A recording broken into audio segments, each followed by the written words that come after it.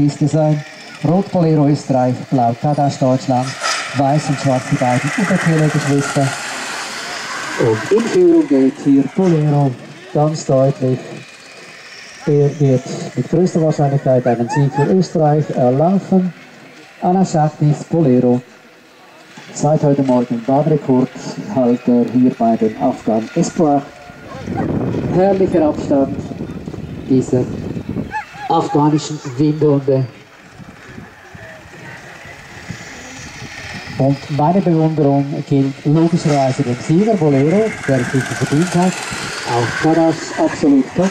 Meine Bewunderung, ich sage es noch einmal, gilt aber auch den beiden Hunden, die das Hasenfell nicht mehr sehen. Das Hasenfell ist bereits in der Kurve verschwunden und Uswuni kommt erst um die Ecke, aber sie weiß genau, haha, da drüben bin auch ich stolze Besitzerin meines Hetzobjekts.